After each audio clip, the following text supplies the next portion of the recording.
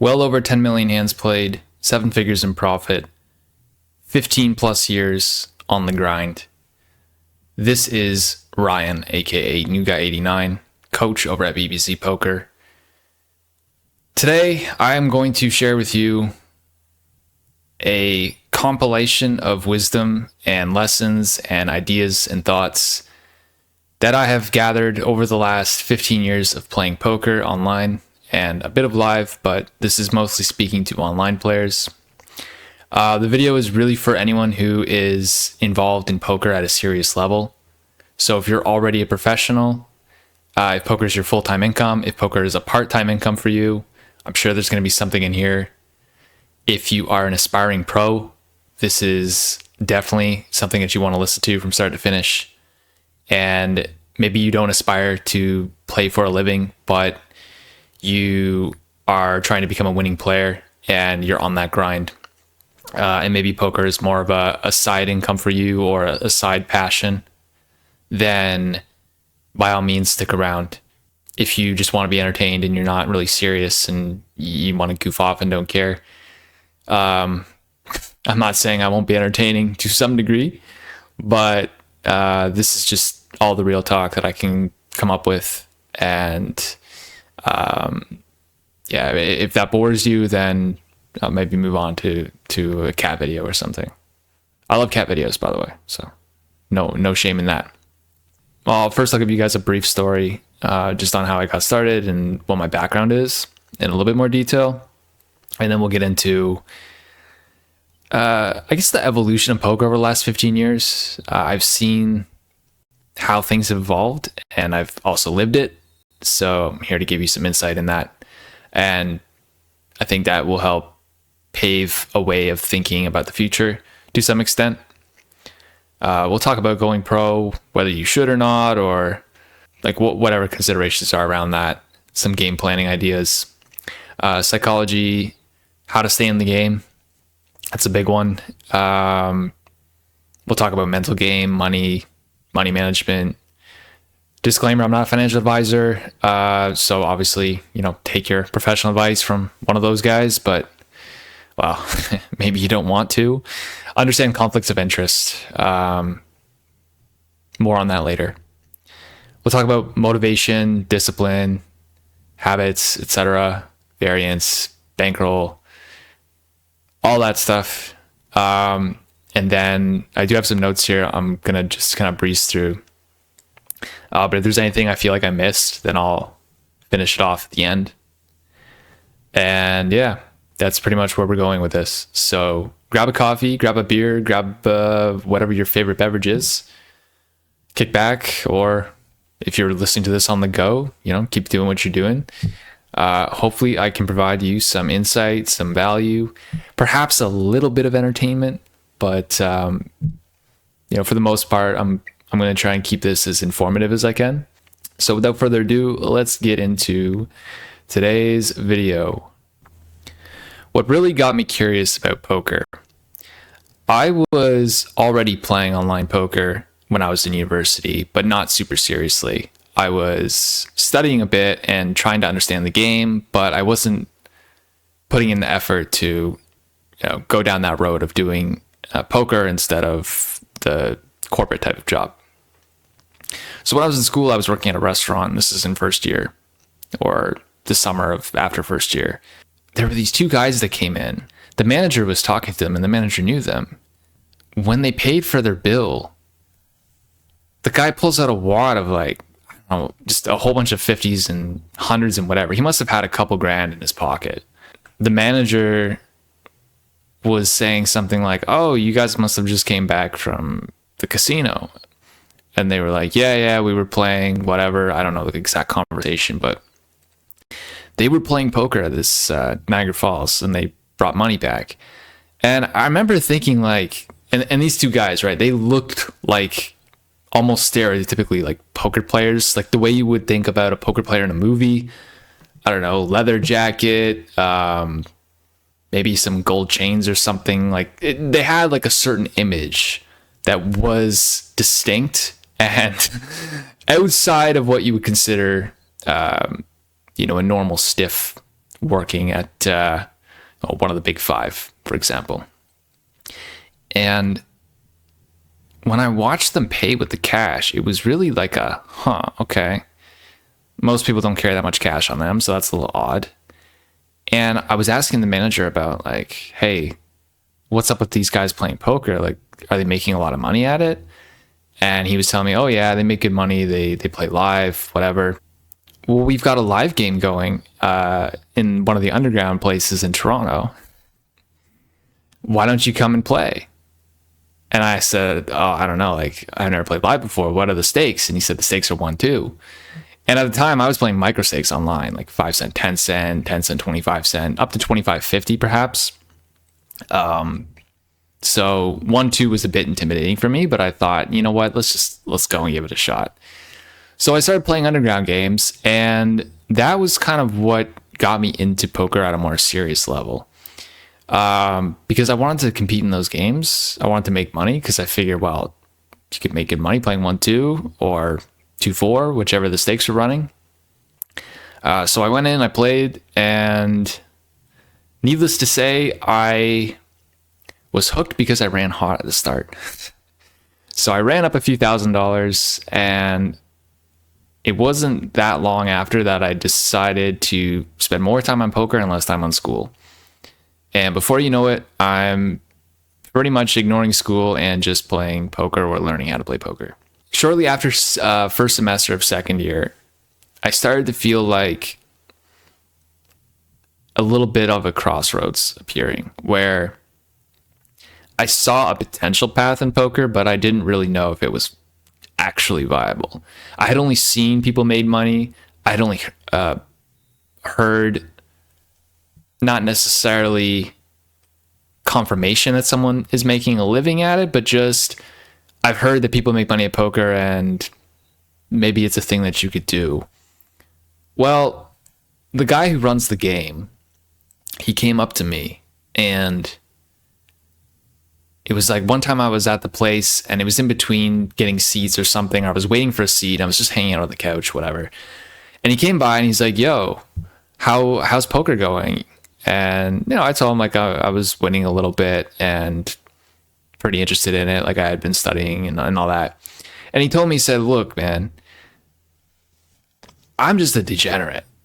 Like I run a game because I like to gamble. And so I make money running a game. But when I play, I'm not that good. I'll play a tournament. I like to play tournaments because I can win a big prize. It's more exciting. It's more fun.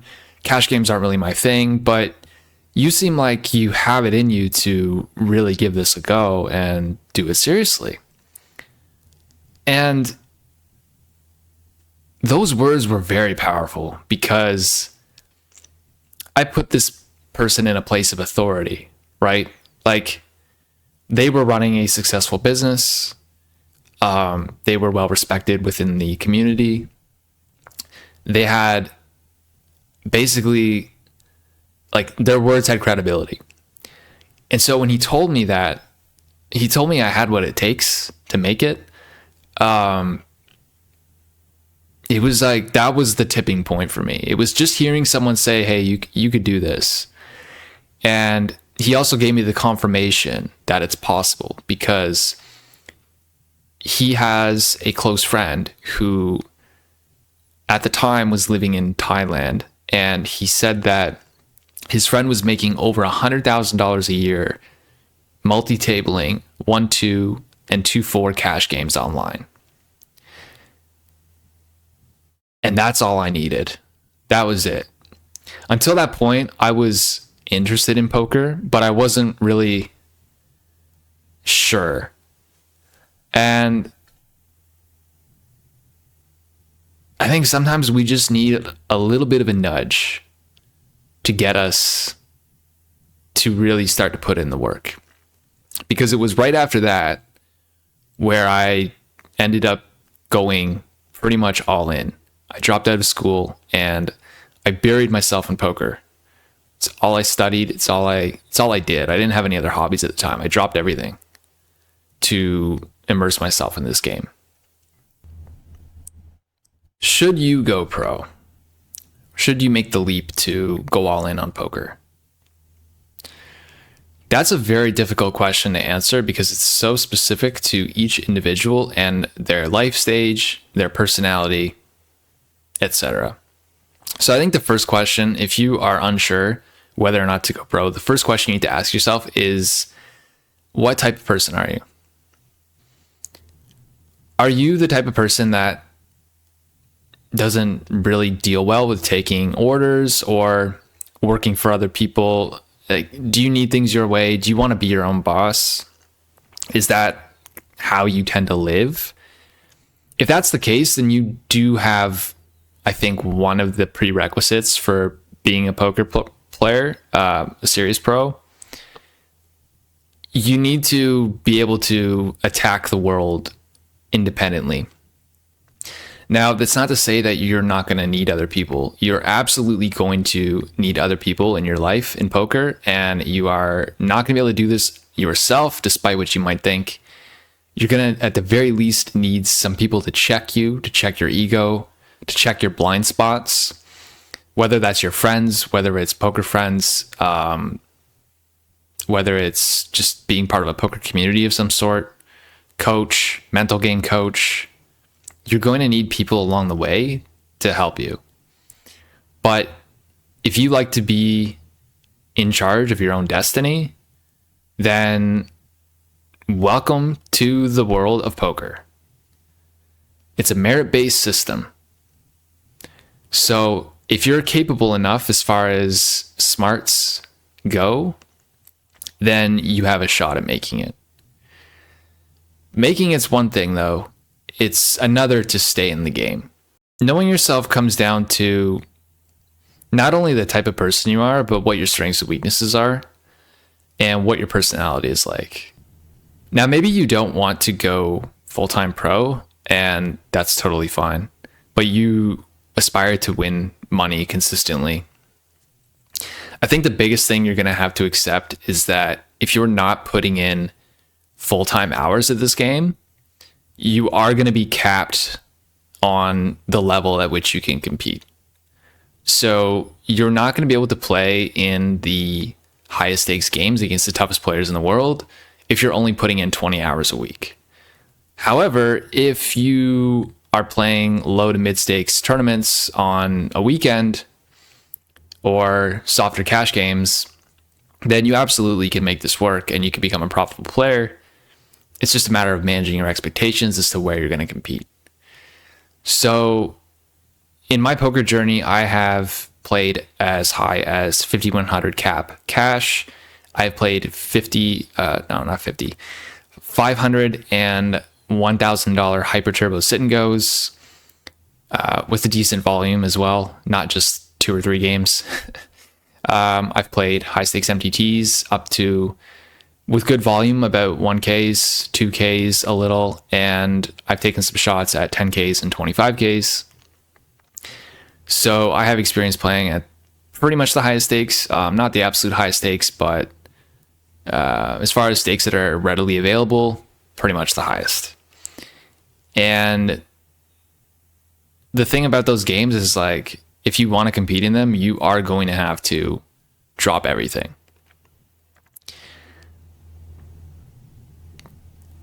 When I was playing hypers, I was studying pretty much every day, 6 days a week. I was reviewing spots and I was learning new spots. And that's really the only way you can do it. If you can only dedicate 1 or 2 days a week to this craft, you're going to have to bring down that expected level that you wish to compete at. And if that's not acceptable to you, like if you're the type of person that just cannot do something without rising to the top, one, understand that that's your ego, and eventually you're going to need to get checked on that. But I would say don't try and fix it, lean into it. And you're going to have to make a decision on whether you want poker to be the thing that you go all in on, or whether you decide in your current profession or business to go all in on that instead. But I think that type of personality won't do very well with 1 foot in the door, 1 foot out the door type of approach. That type of person is going to be very much inclined to just drop everything and obsess over that one thing to win. And I think that's really what the main characteristic of people who are at the very top have.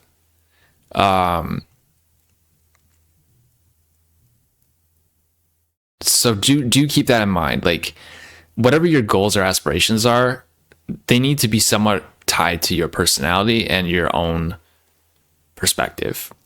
A lot of people will see someone have, say, success, or see someone have things that they don't have, and they want those things. But if you really ask yourself, do you want that? The answer is, well, I want that thing, but do you want the sacrifice that comes with that thing, right? You're going to have to ask yourself if you want the sacrifice. Because if you don't want that sacrifice, then you have to adjust your expectations. So, know yourself.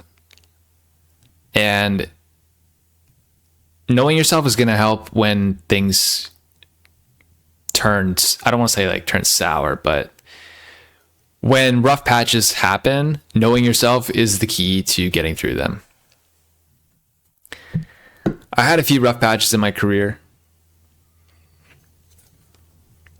that knocked me back probably longer than they should have. But had I known myself a little better, I think it would have been more short-lived.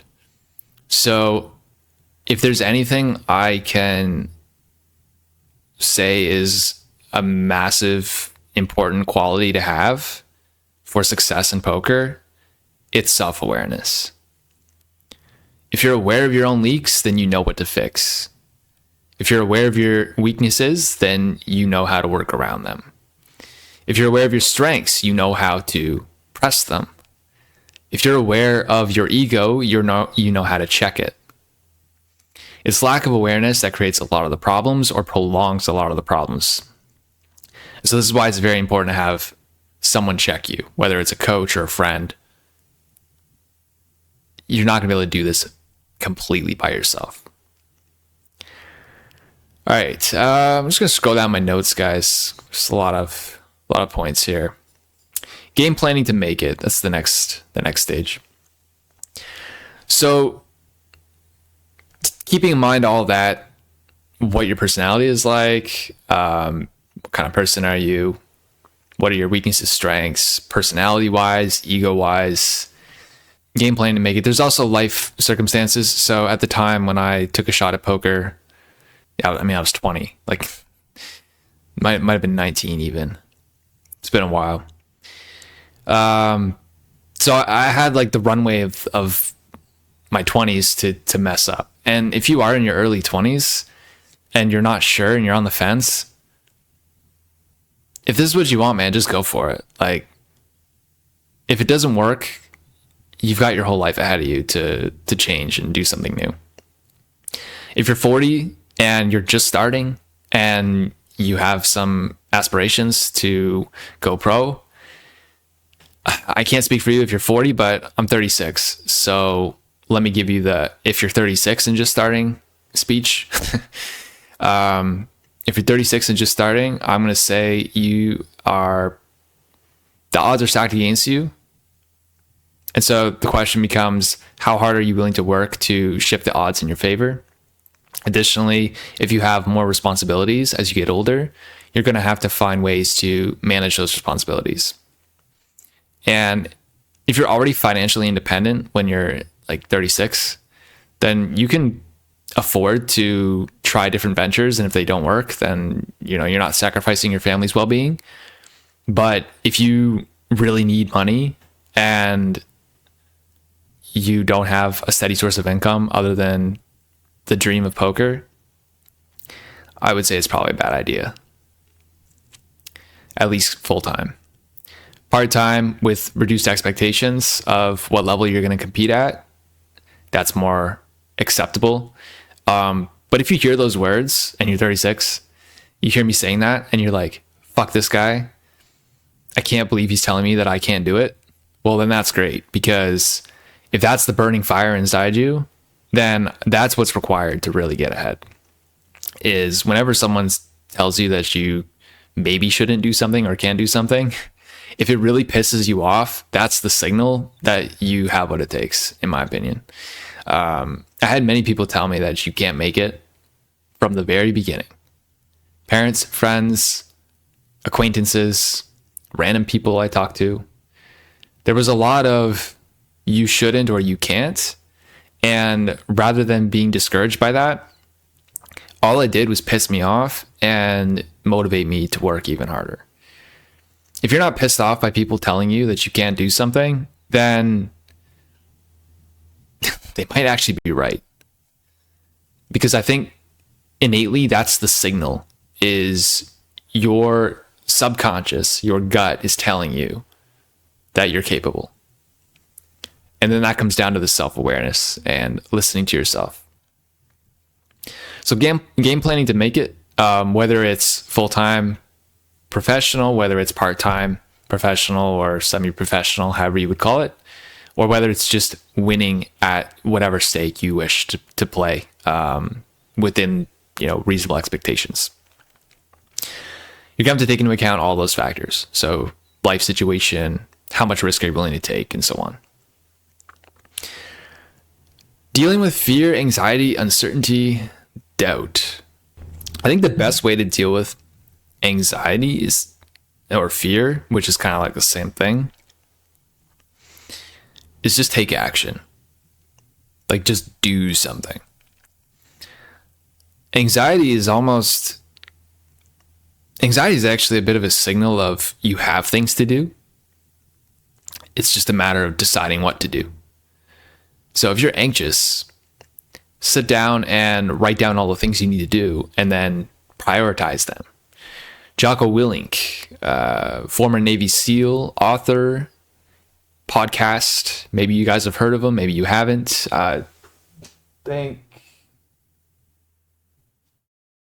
His book is somewhere in my office. The biggest takeaway I got from his book was prioritize and execute. Okay. So this is coming from a high-ranking military guy who is very successful in the Navy and very successful in his current life outside of military service. But that was the big takeaway from him, and that's really how you get it done, and that's how you move past fear and anxiety. Trying to numb these emotions is not going to be beneficial, and it's only going to delay the problem of inaction. So if you find yourself turning to the drink, turning to smoke or whatever your vice is to escape feelings of fear and anxiety and uncertainty, what you really need to do is face that emotion head on and then deal with it. And the best way to deal with it is just to take action right away. First, acknowledge what it is, like, oh, I'm feeling this, and then go to the solution immediately. Don't give yourself a gap of numbing before you do the solution. Okay. Now, I've made this mistake myself. Okay. When I was earlier in my career, I definitely didn't get ahead as quickly, because when I had feelings of anxiety and uncertainty, and there was a lot of uncertainty because, going through a time where you're not making as much as you would like or you think you should, all those ideas of like, is this going to work? Am I going to make it? I had a mortgage payment to make in year 3 or so where I wasn't doing as well as I had hoped. And a lot of this fear, anxiety, uncertainty was creeping up. And rather than take the military approach and get really like regimented with it, like, okay, let's attack this thing, I was definitely spending too much time self-medicating with weed, drinking. It's not the solution. All it did was prolong the inevitable, which was finally getting to the solution.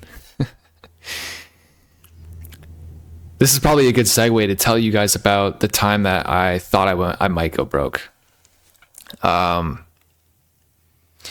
So in the first couple of years of poker, I had fast success. I had risen to the top stakes playing cash games. I was playing 2550 and 1500. Well, not much 1500 cap actually. 1500 cap came later, and I didn't play much of it. I played 5,000 hands, but I played 2550 cap as my highest stake, and I played a lot of 1020 and 510. And I made a pile of cash, and I bought a house with some financing. I had a mortgage payment, and my ego was just flying high. That ego. That's what'll really get you. If it's not your skill, it's your ego. So maybe it was about year 3. I had some experience playing heads up against other opponents in cap, and it was usually weaker players or weaker regs that didn't know anything about heads up, and I played them and I crushed them. And by crushing these weaker players, I felt like I can beat anybody. I started to just play anybody heads up. Now, this is around the time where out of nowhere, this new rising star was climbing the stakes at an alarming pace. Some of you may know him. His name is Timothy, if I recall correctly. I'm not so sure about his real name. It's the online screen name and the avatar that have been burned into my psyche. Talk about emotional damage. True teller. New guy decided that he wanted to battle heads up with one of the smartest players in the game when new guy was not exactly the smartest. I'm sure today, if I put the work in, I wouldn't get destroyed. But at the time, I was very ignorant. And so my ego led me astray and led me off the path of smart decisions. And I became arrogant because I had made X dollars. I felt like I'm entitled to make more dollars. So there's arrogance and entitlement wrapped up in your ego.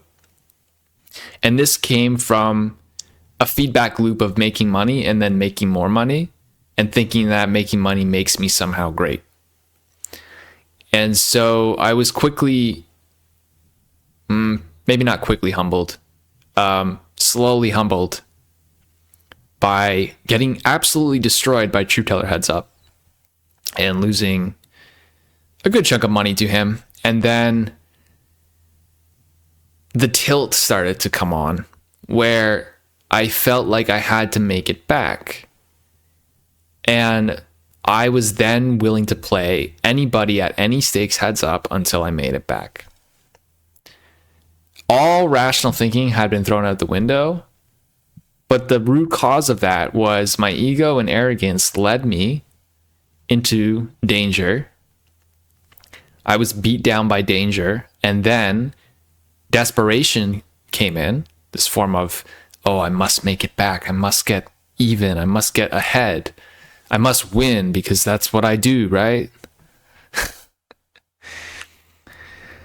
So then I played someone heads up, and this guy was an absolute heads up killer. Better than True Teller. Heads up. True Teller made the mistake of basically showing that he was really good. And this newer opponent, so I quit True Teller. I wouldn't play him after our match. But this new guy, he knew how to get inside people's heads. And so when I was playing this guy, at first I thought he was a complete fish because he was doing things that were completely out of whack, like random, weird. And even to this day, I think it would be like not GTO, so to speak. And so he owned me in the metagame where he crafted an image that wasn't actually how he was. And then he found my weaknesses and attacked them very, very well. The thing about True Teller was he was attacking my weaknesses, but in a more controlled, methodical manner. And I could tell he was professional. I knew he was very good. My ego just got in the way and thought I could battle someone who was perhaps better. But this other guy, man, that kid was very good at heads up. He knew what was going on. And he took me for a good chunk, more than Truth Teller did. So I ended up dusting off a good chunk of my roll, and it got to the point where I was down to about $5,000. Now, it wasn't them that completely burned it. It was after that heads up battling. I quit him after losing a certain amount, and I was in the absolute worst place mentally because I realized my mistake only once I crossed a certain level. Like once you go past a certain level of loss, everything becomes so clear. And I knew that I had essentially played myself. My ego played me, and then my emotions played me by going on crazy tilt. So this is the kind of trap that can come up if you are going deep into this game, is you always need to check yourself. At the time, I hadn't had a mental game coach. I hadn't had another poker pro coach me outside of a little bit of technical stuff. I had 2 coaches up to this point that taught me technicals, but I was completely oblivious to mental game. And for the next year or so, that's when the anxiety and the fear and the uncertainty was escalated, because I was still playing, but I decided not to play heads up, and I just played cap, 6 max. And then I wasn't very motivated to play. I felt like more uncertainty about my game overall, even my 6 max game, which wasn't heads up. My volume was struggling, and I was also not dealing with taking the loss that well. So that's where instead of the action taking, that's where the medicating would replace. And I spent a good year like that until I met a really good group of guys in Toronto that introduced me to Elliot Rowe. For those of you who don't know Elliot Rowe, he's a very well known / highly respected, sought after mental game coach. He doesn't really work with poker players anymore, at least not mid-stakes guys. He's like extremely expensive, so he's doing more like corporate type CEO stuff, I think. But he does have more like group services, so to speak. Like he has a book, he's got courses, and he does podcasts and stuff like that. So you can get insight from him. But as far as one-to-one, it's not very accessible to have Elliot coach you. But finding a coach like Elliot or someone who has a similar background is like pretty important. Anyway, they introduced me to Elliot Rowe when he was first getting going, and because like I don't know if I told them too much details about my tilt and all that, but it was like, yo, like, how do you guys handle tilt? Like, what do you do? And they were giving such good review of Elliot, and I said, okay, you know what? Like, I'm gonna do sessions with Elliot and see how this goes. In doing sessions with Elliot, I ended up uncovering and working through a lot of the things emotionally that were holding me back from poker at the time, and that were interfering with my ability to execute. And there was still damage done with losing a big chunk of my bankroll, and it wasn't like this was all solved overnight, but I managed to start to turn things around. We worked together for a number of years, and the first year or so, at one point my bankroll got down to 5,000, as I said. And the fear and anxiety were on high alert. And I was having a hard time figuring out like what to do. I told my friend this, and he gave me the nudging words of encouragement of, man the fuck up and grind.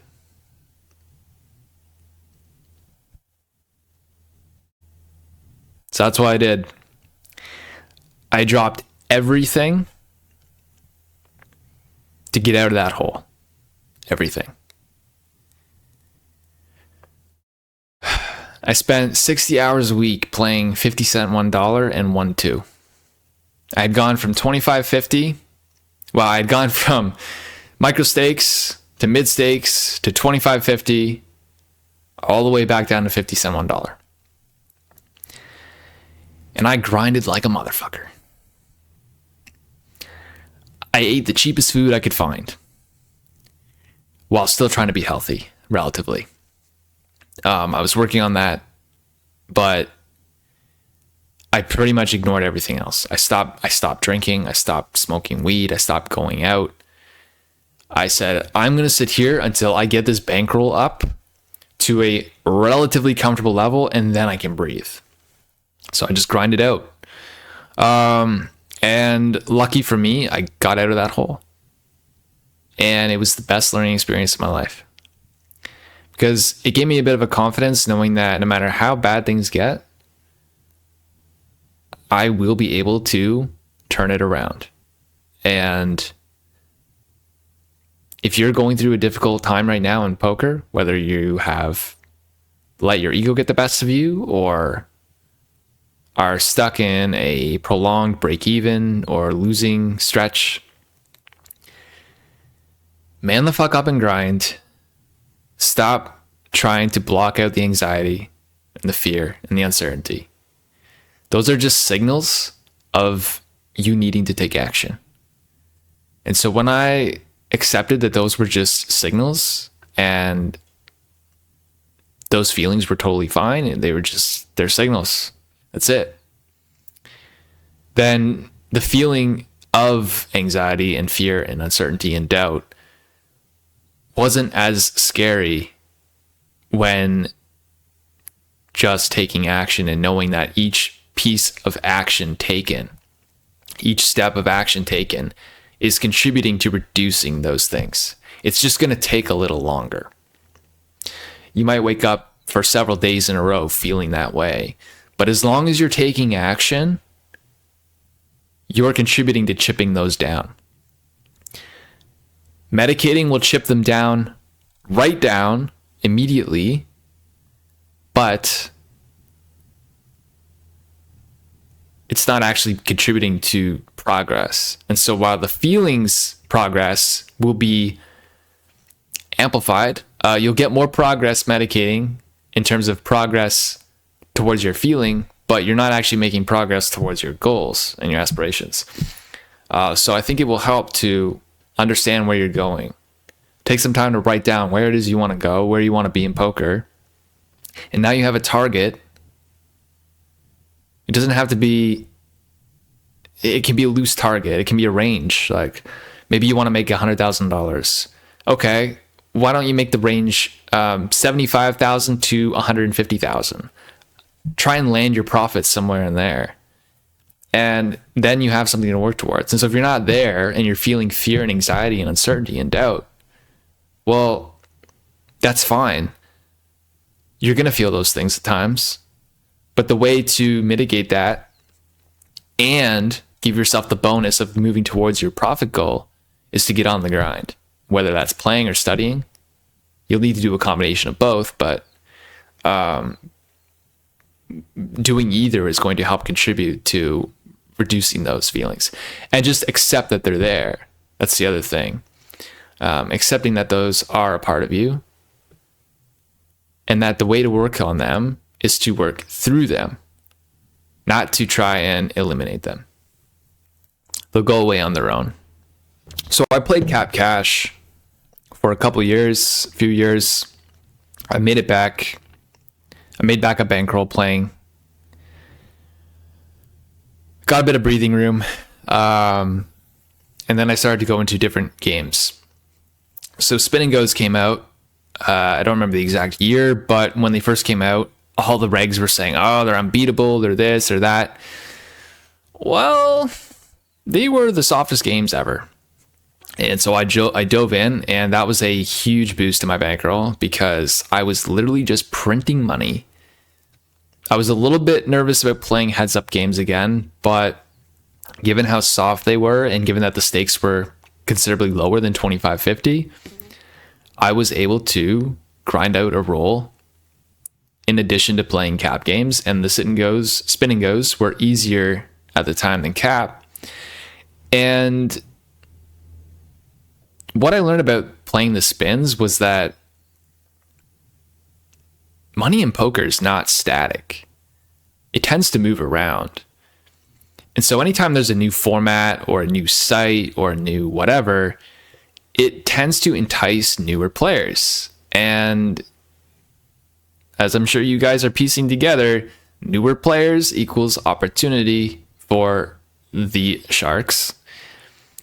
And so that was what really got me, aware of the value in learning new formats. And so from there, I started to become more excited about learning different games. And as my role grew, I started to dabble into sit and goes, learning those. I started playing step satellites to live tournaments. I started getting into MTTs. And then once the role was in a pretty comfortable position, I started playing more tournaments. And over the course of this 15-year, give or take a year journey, well, might be 16 years now, I think that is one of the biggest keys to longevity in this game, is being willing to adapt to new games, to new environments. Things have changed over the years. Like when I first started playing, I actually was playing deep stack cash. Then I moved to cap cash because of the opportunity. And because again, a new game at the time, regs were saying, oh, you can't beat it. No one can beat 20 big blinds. It's too short stacked. Sure. And then when they said that against spin and go, about spin and goes, oh, no one can beat spin and goes. The rake is too high. This. Sure. I jumped in there and I started to realize that when people say something can't be beat, they're usually full of shit. Pretty much anytime someone tells you something in life can't be done, they're full of shit. In almost all cases, unless it's actually impossible, then they're just talking nonsense. So be willing to adapt and move around and try different things. A lot of people have this idea like your trajectory is just going to be a straight line, just a straight path to the end, to the finish line, to the goal.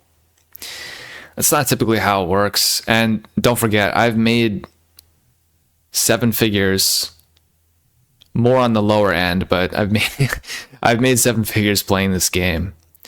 And in those moments of fear and anxiety, uncertainty, and doubt, the success that I have achieved is something that I was never certain about. Well, I wouldn't say never. At some point, you gain more confidence. But in the early stages, you're going to feel like it's not attainable or it's not going to happen or something will go wrong. And the way to deal with that, as we said, is just keep going. So I want to talk a little bit about psychology, more in the context of playing and thinking about how to apply it to our game tactically. In today's format, or today's game, a lot of the newer age players, like the guys who have come on the scene in the past few years, they grew up in the solver era. So they tend to be very like solver oriented. But players from my era or earlier, The ones who are still around today have adapted and become very solver oriented, but we also have a little bit of that street poker in us, because back in the day we had to think through spots without the confirmation of knowing whether or not it was actually correct. We were dealing with a lot of rough estimates. Now, some very astute players have built models with math and whatever, so we got pretty close on a lot of things, but ultimately a lot of poker back then was feel. And today's player, I think, might struggle a bit with that,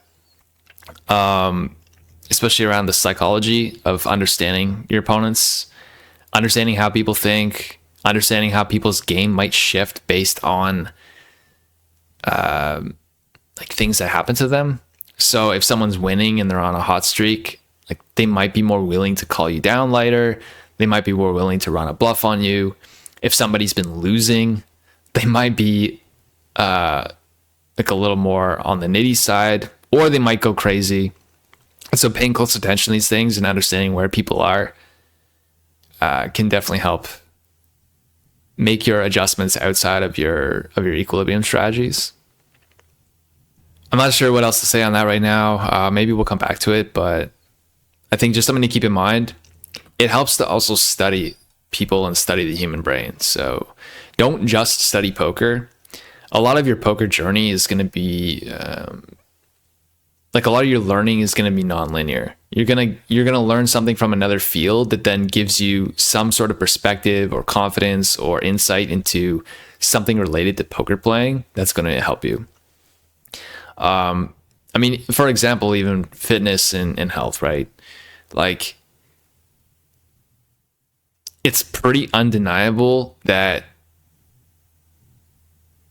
exercise is good for you and it's good for your brain. And so if it's good for your brain and your brain is going to be more effective if you have some level of fitness, then that's going to impact your poker game. You still need to study and you still need to learn how to play poker, but indirectly, fitness is helping your poker. Now, it's not going to make you a top level pro, but it will certainly help contribute to your edge.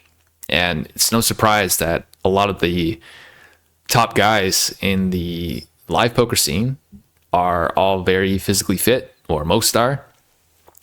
Some are not, and I consider them anomalies, really. I mean, if you have 190 IQ, why do you need physical fitness? But I think for most of you, or most of us, you know, getting in shape is edge. So it's like the low hanging fruit. And you don't have to be a bodybuilder or a super athlete. You just need to be, you just need to have a reasonable amount of exercise. That's it. How to stay in the game. I'm going to talk about this idea of a barbell strategy. This is something I've employed over the years, and it's made life a lot easier to deal with. Aside from investing your money and creating new sources of income, we'll leave that for later. This ties into ego a bit. So what is the barbell strategy? First, I want to talk about ego. Don't attach your ego to a certain stake, because when that stake dries up, you may not want to stay there. Example, let's say that you make it to whatever, 25-50 cash or $1,000 tournaments. And I don't mean $1,000 special event tournaments like the Scoop special. I mean like the regular schedule, daily 1,000 or whatever PokerStars has. If you're grinding that game, there's a risk that you become attached to that as part of your identity. And so you might end up thinking, oh, I'm a 25-50 reg, or I'm a $1,000 daily schedule reg. And it may be a poor choice to play that game after it dries up, but you keep playing anyway because you've identified with it. And I've seen firsthand many players stick out games that are bad and just keep playing. and keep playing, because at one point they played and made money at it, and then what? Well, logically you would move to another game if you're not making as much. But they stick it out and they just keep grinding until they grind themselves, break even for a year or 2 or 3, and then they fade off into non-existence. Or they get really better. They use it as motivation to move ahead. But you're going to have to be aware of this, attaching your ego. And so what is the barbell strategy? Barbell strategy is be willing to play any stakes and play lower stakes. So you may play a higher stake game, but you're a bit more selective with which games you're playing. So if it's $1,000 MTTs, maybe you're playing the $1,000 Sunday special or scoop specials, but you're not playing the $1,000 regular games during the week. You're playing $50 or $100 games, and you're totally fine with that because you might make a little less money per game, but your variance is drastically reduced. And so think of it this way. The smaller games are just gradually growing your roll, giving yourself the opportunity to withdraw and pay your expenses. And then on the ends of the barbell, you've got the high variance, right? Those are the heavy weights. And that can propel you forward, but it can also crush you. And balancing out your volume like this is a good way to grind it up without having massive swings while still getting exposure to higher stakes. I think it's especially important in MTTs, probably to a lesser extent in cash. But I think this is a very important one for MTT players, because if you only play high stakes MTTs, you better have your living expenses covered in some way, whether it's through some kind of passive income. Maybe you own your home outright, or maybe you have a backing deal so that you can just keep firing. But if you're on your own dime, you're going to have to manage those inevitable stretches where you don't make any money. And the barbell strategy is one way to do that. So the way I employed this is I would grind sit and goes, and I would grind low to mid stakes MTTs. And then sometimes I would play like a daily 500 or whatever, but I usually didn't. I usually just stuck to playing the Sunday tournaments and for the high stakes, and playing in the high stakes scoops. And then that gave a bit more flexibility with the roll. So if I break the series or I was down 20,000, it wasn't a big deal because I could just grind it back over the next 4 or 5 months, playing lower stakes games, no problem. And the graph on the year would most likely still be up. I actually detached from this strategy in 2021 or so. I think it was 2021. And I ended up having a break-even year. There were reasons for that. I had got into other businesses and wasn't paying much attention to poker. And so my game actually deteriorated. And I realized I wasn't playing as well as I should. And yet I was only playing Sunday MTTs at the high stakes mostly. And then playing some sit and goes as well. But I was mostly playing higher stakes MTTs. And so it didn't seem like it was a problem that my results were sideways. But I think ultimately, if you're going to play like only high stakes on Sunday, you are at risk of like just not winning for a year, which really sucks. And then I feel like if you only play Sunday, it can also not be optimal for your focus, because for me personally, I always feel like I do better at poker if I've been active in it all week, like to some degree. Doesn't mean I have to play every day, but just 2, 3, 4 days a week of playing, I feel like my Sunday sessions are way better. And so by only playing Sunday, my idea at the time was I was trying to maximize for just EV, like, oh, I'll get Sunday EV, and then Monday to Friday I do the other business, and then Sunday EV, right? But that non-linear concept where You might not make very much during the week compared to Sunday, but by playing during the week, you're mentally and in flow preparing yourself for a Sunday session. And then it also gives you material to study and show you what you need to work on. So with that said, how to get out of that? Basically, I snapped out of it by recognizing the problem was I wasn't studying enough and I wasn't paying enough attention to poker. And I went back to it. I put some other things aside. And whether by luck or skill, I like to think it's a combination of the two. But I won my first Scoop tournament, and I think it was a $500 one.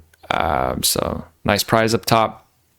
I had a second before in a big event, but couldn't close. So it was nice to win, and it also gave me a bit of reinforcement that, okay, when you get complacent and you get lazy and you think that you are entitled to results, you're going to get whacked. But if you treat the game seriously and you study and you get back up to speed and you focus and you play a little bit more regularly to stay sharp, the odds of winning increase. So I think that was 2022 before shifting to the Ontario segregation for Scoop title. So yeah, and I felt like it was really deserved because weeks leading up into Scoop, I had put a lot of work into my game to make sure that I give myself the best chance of success.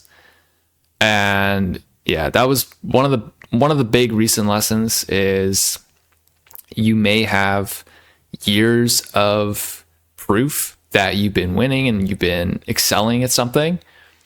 But if you allow yourself to slip up or change the way you approach the game and expect the same results, there's a good chance that you're not going to get what you think. So be aware of that. If you want the same success that you've been getting, then keep doing the same thing until it doesn't work.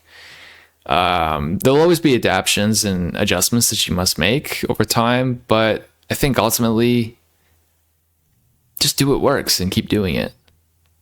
Jumping back to mental game now. So I want to talk a bit about beliefs, sabotage, money, expectations, tilt. Okay.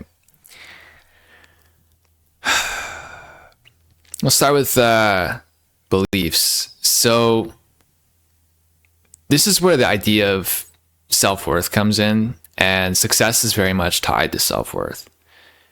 If you feel like you don't deserve good things, if you feel like you're whatever, if you feel low about yourself, if you feel badly about yourself, it's going to be very difficult to become good at something, because as you make progress towards whatever goal you have, if you have a low self-esteem, what's going to happen is you're going to believe that you don't deserve the good thing that you're going for, and you're going to sabotage your progress towards that goal. I know this from firsthand experience. I'm only sharing with you what I know. And that is pretty much what my psyche was in my early days. I had low self-esteem and did not believe that I deserved success, did not believe that I deserved money, did not believe that I deserved whatever comes with achievement. And so I would step in my own way and basically claw it back, find a way to claw it back. And I actually think I think a good amount of the reason why I kept battling heads up against those two very strong players is it's part ego, but there was a little bit of sabotage in there as well, where I was sitting on a pile of money that I didn't deep down feel comfortable with because it didn't feel like it lined up with my own self-worth. And then I found a way to get rid of it.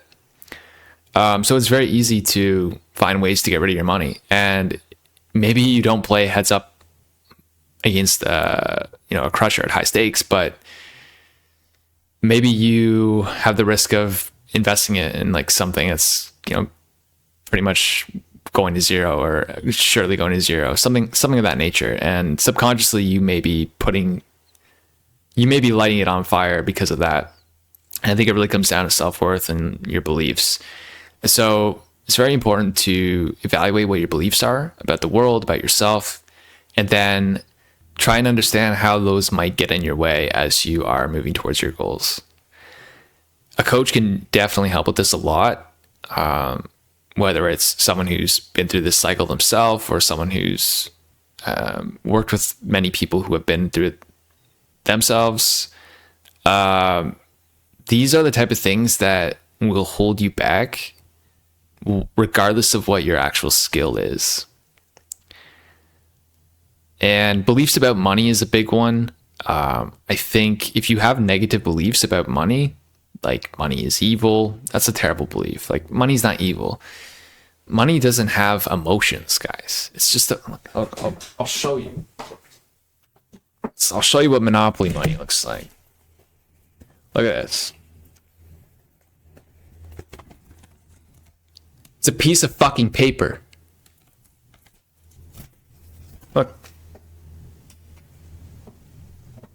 Just leave it on the floor. It's not important. Money's not important. It's just a piece of paper.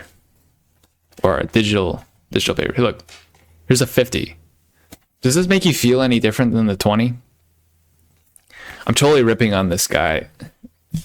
I saw a video. He was like pulling out these bills and asking his friend how he felt about each bill as it got bigger.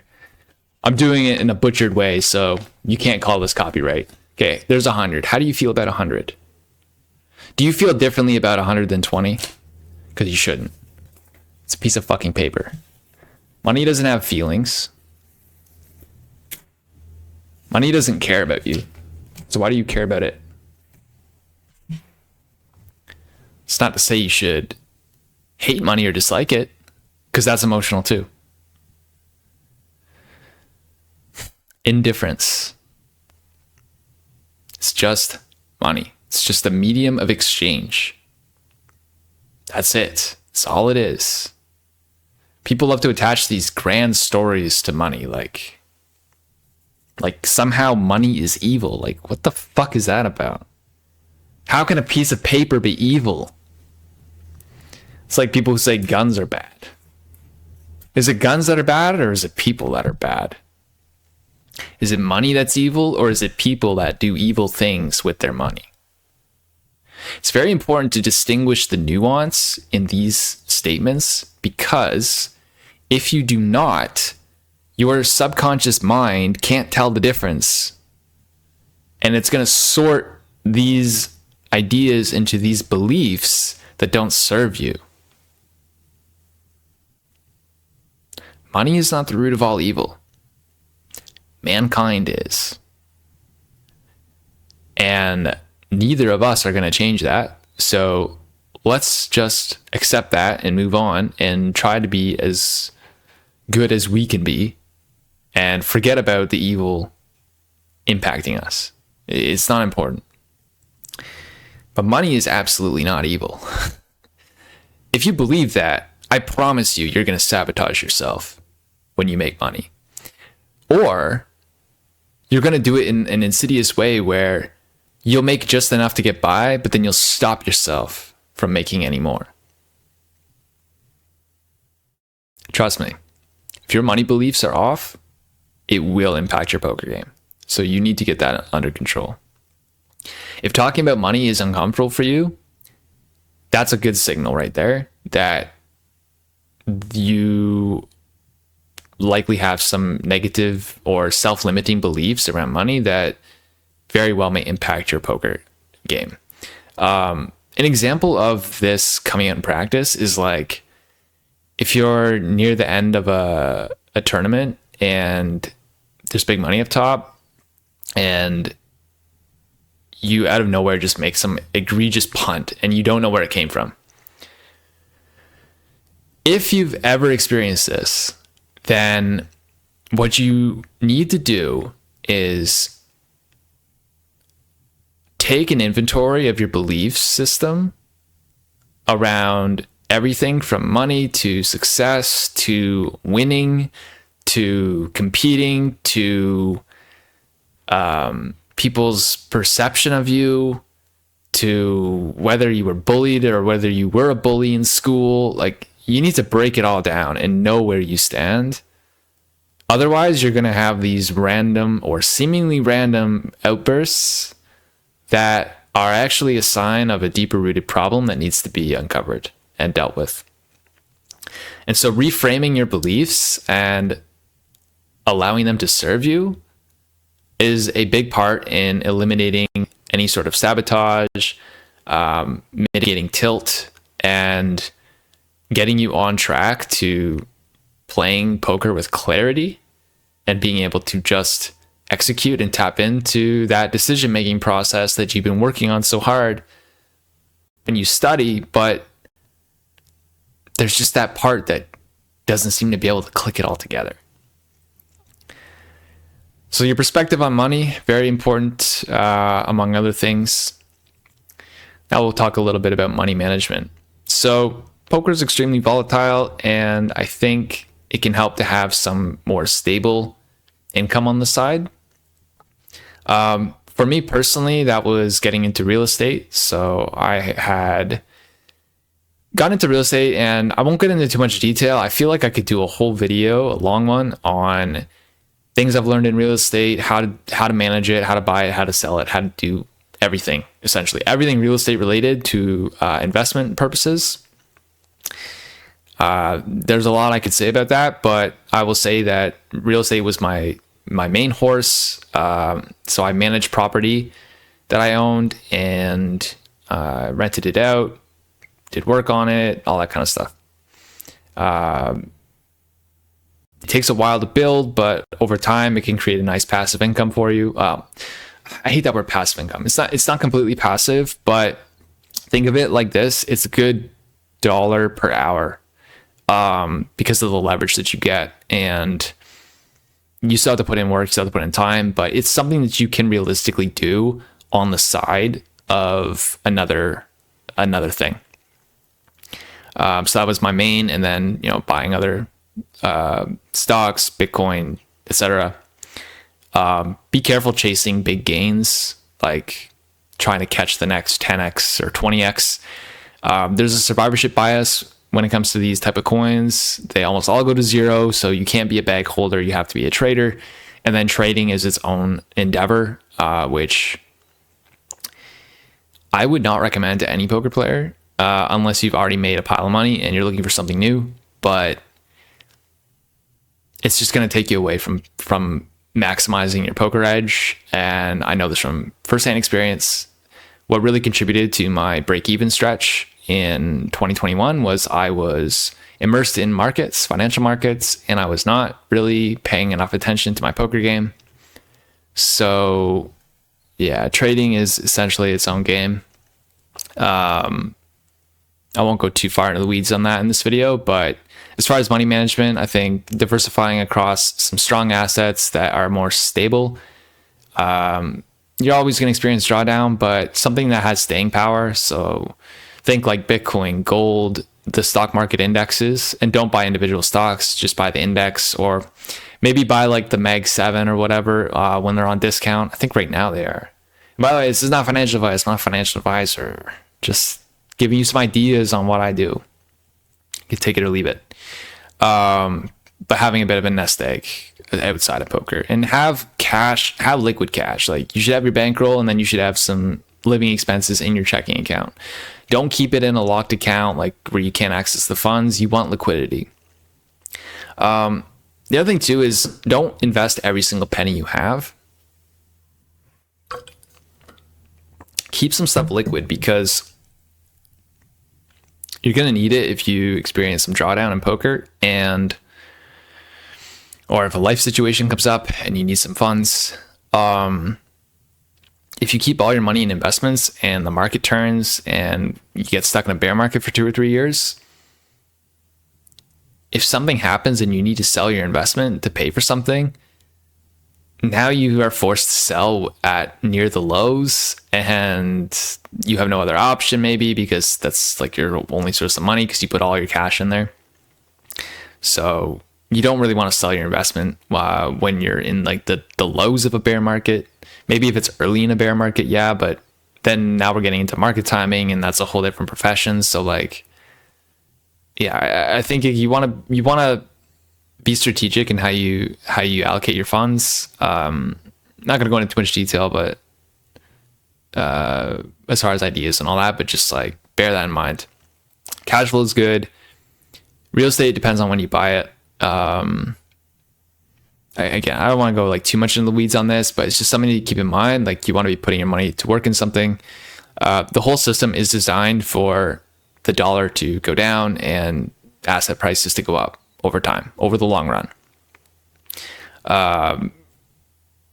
So you don't just want to sit in only cash, but you also don't want to not have cash. Another note on money management. I personally don't trust financial advisors, and I don't think you should either. It really comes down to incentives. They are incentivized to sell you products to generate commission.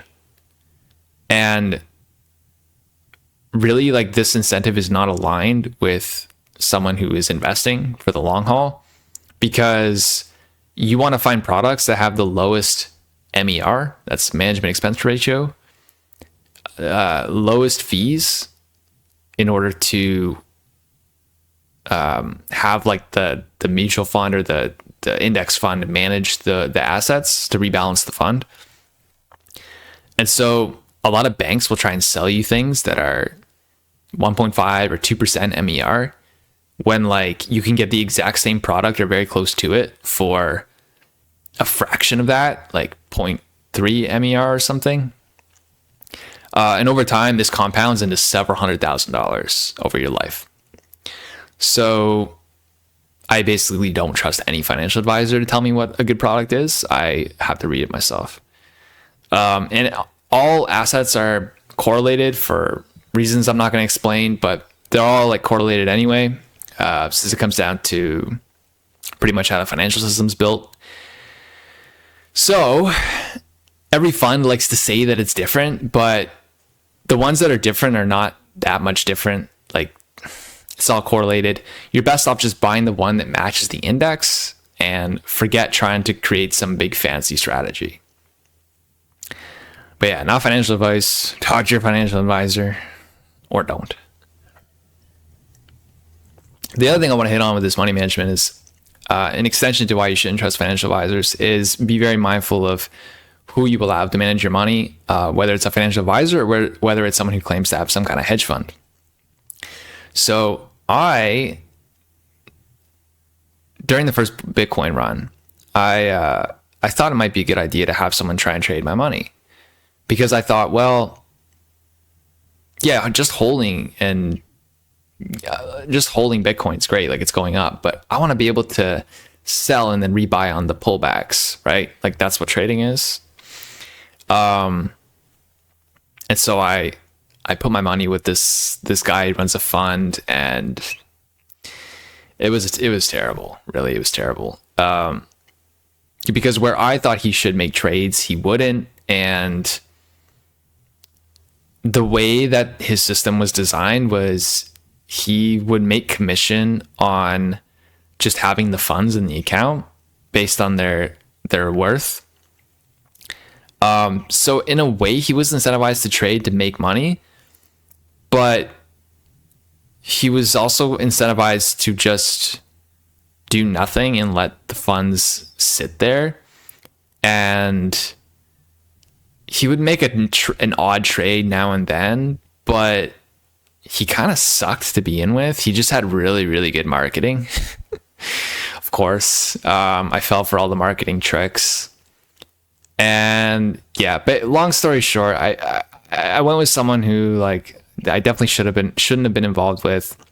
The way that it was structured was incentivizing him to behave in ways that were not aligned with what I was wanting to achieve, and so I ended up pulling my money from him, and that's what motivated me to learn how to trade on my own. But yeah, just be like, okay, put it this way. No one's going to trade your money better than just buying and hold in almost any situation. Or you should not trust anyone to trade your money better than buy and hold. One of the, you guys may have heard of him, Trader Main, in crypto, Bitcoin guy. He was recently on a podcast, a trading podcast over at, I'm trying to remember what it's called. See if I can pull it up.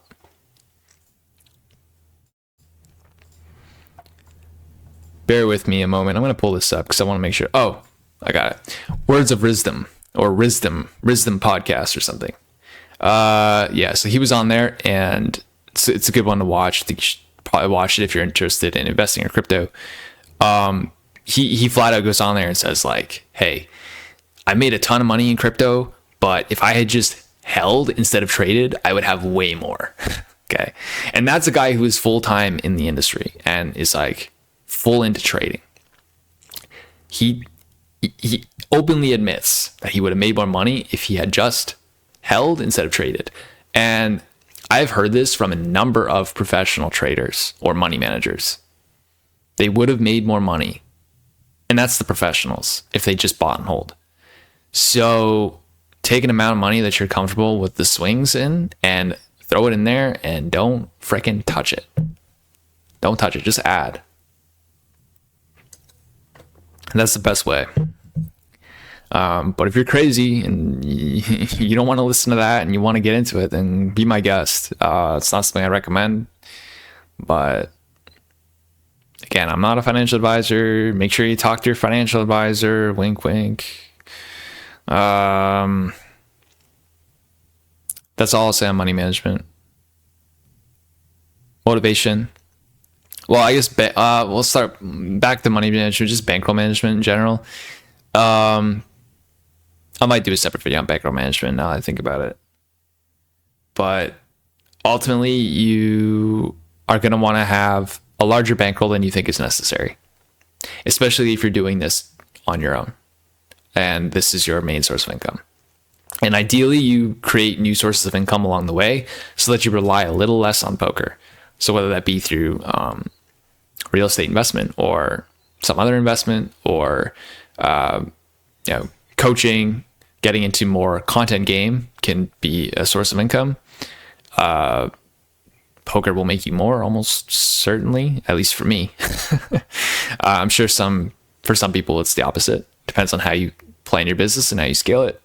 I make content just because I enjoy doing it, which is weird. I never thought I would ever do this, but Jordan, BBZ, Big Bluffs Inc., he asked me to make a course one day, and after telling him no a bunch of times, I caved and decided, okay, whatever, I'll do it because he was my coach for a few years, and I respected him in his game. So I thought, why not? Like, let's do this.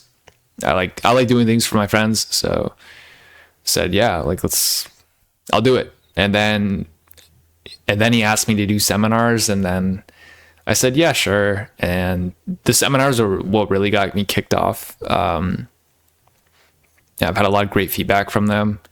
Have excellent students in there. Really, really enjoy doing seminars. I think the back and forth nature of it, with the questions and the interaction, is the best part, and it's best for learning as well. Courses are good. Like, I had the experience just sitting in front of the camera like this and doing, just going through the course, but it's not as fun for me. And for me, like, the seminars is the best. It's the most fun. I think that is something that you can consider doing after you have attained a certain level of skill. Okay. Or you could start the vlog style. Like, okay, let me give me my take on this. So if you want to make content, you have to do it in one of two ways. You either have to have the skill and the experience, which you're not going to have if you're just starting. And a lot of people try to make content about skill and experience when they have, I don't know, 500,000 hands lifetime or not even 1 million hands lifetime.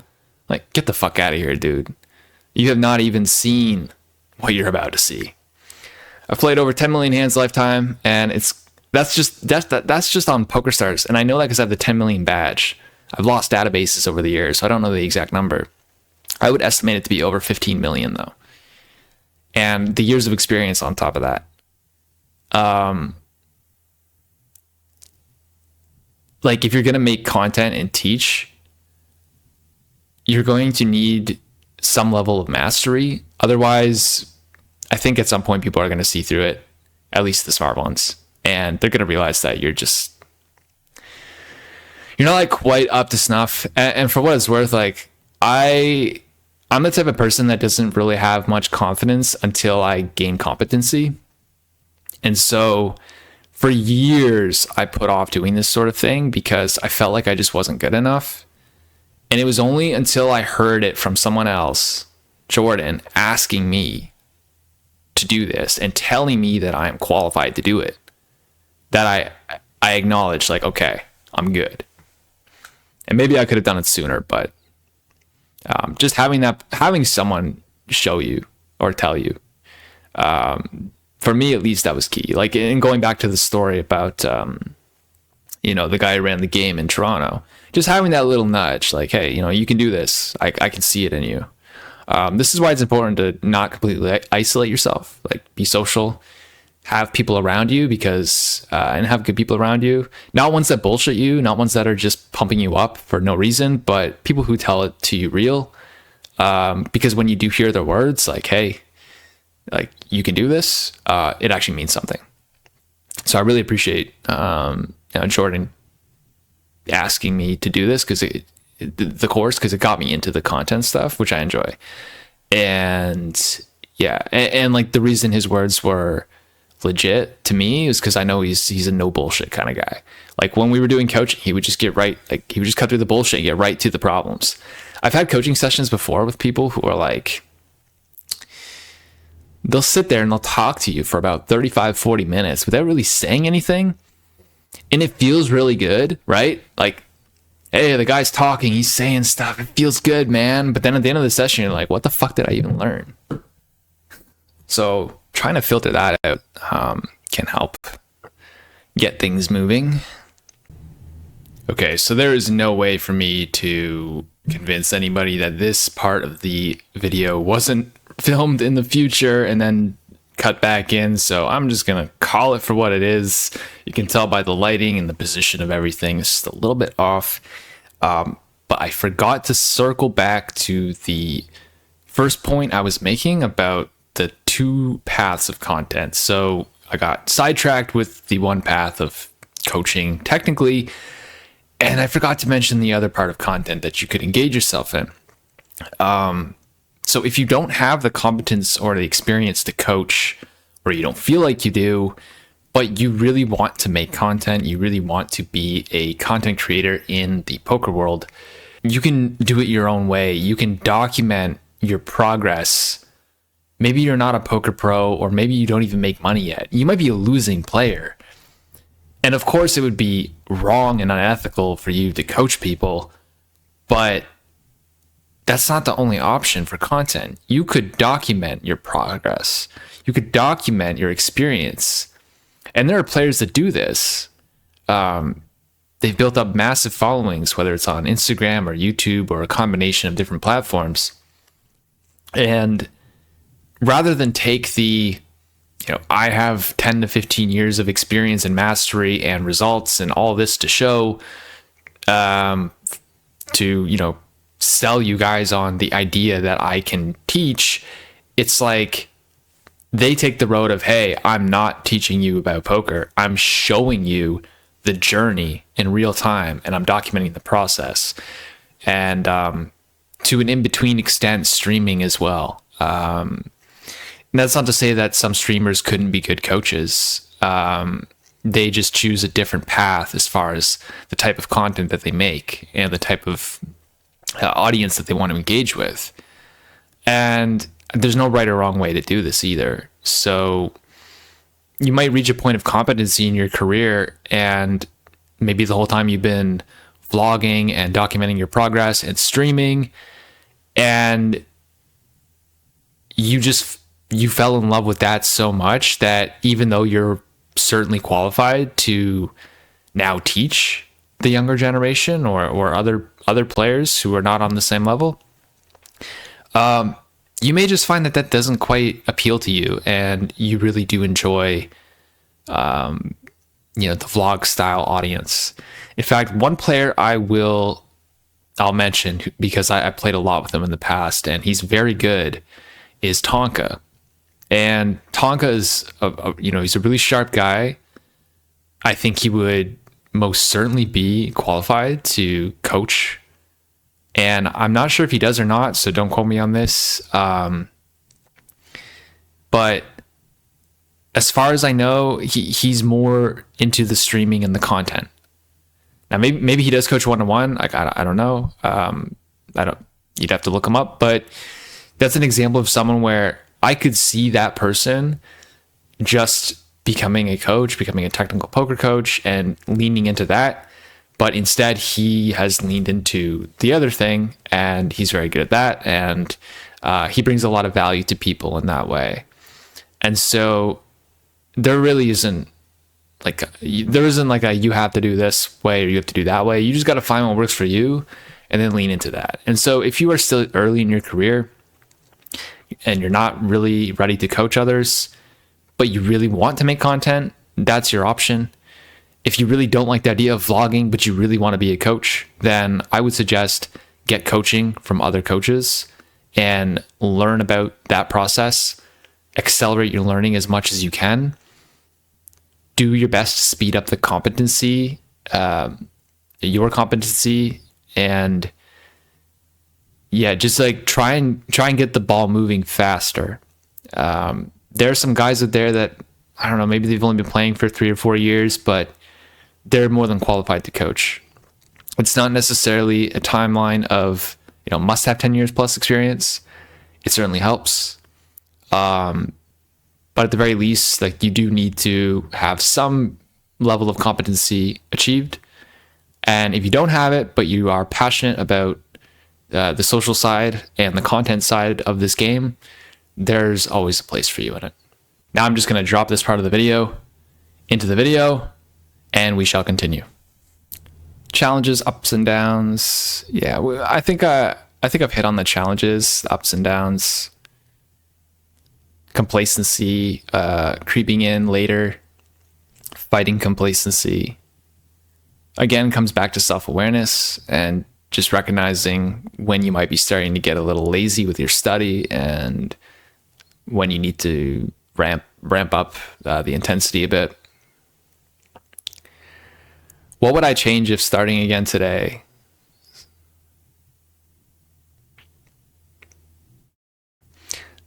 I would probably get coaching, not just, so I got coaching early in my career, but I wouldn't just get technical coaching.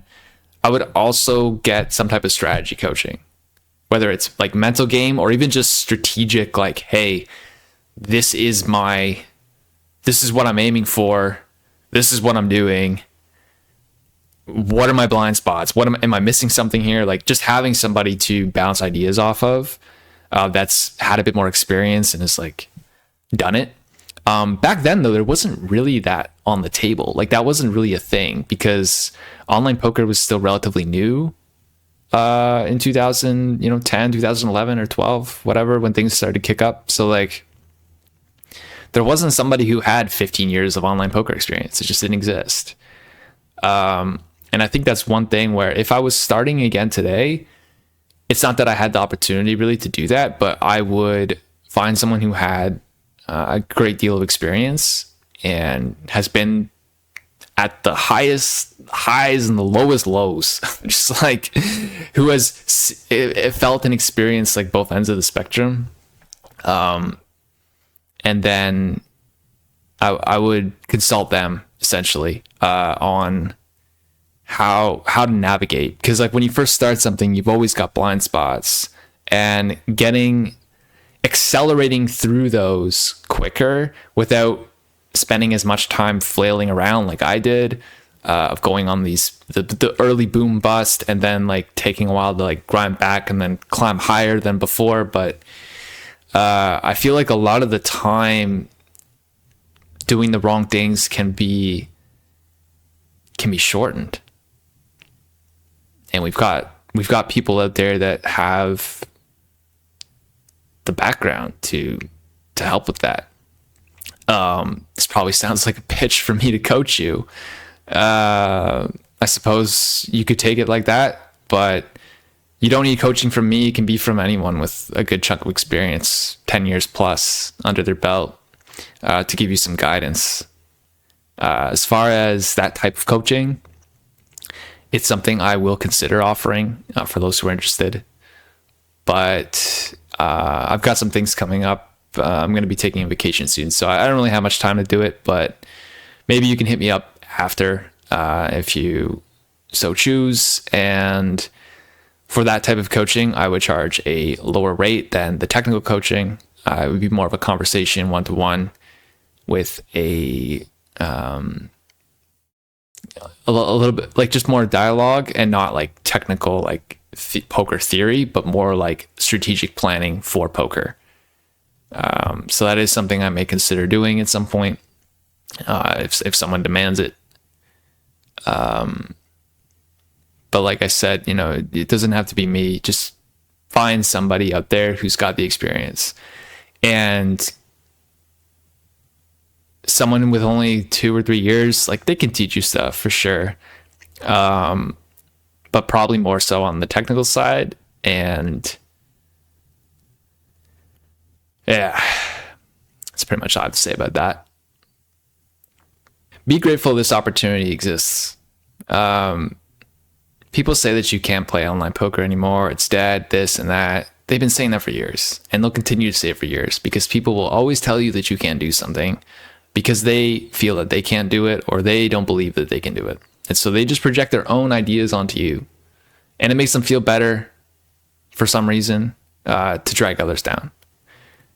So if this is what you want, if you want to take a shot at poker, whether it's just part-time, full-time, or even just a weekend hobby to make some money, if you're studious enough and if you're smart enough, and you don't have to be a super genius, but there is that baseline level where you need to at least have something. If you're a smart person and you're willing to put in the work, and you're willing to ignore the naysayers or give them the big FU, then you can do this. You can do it.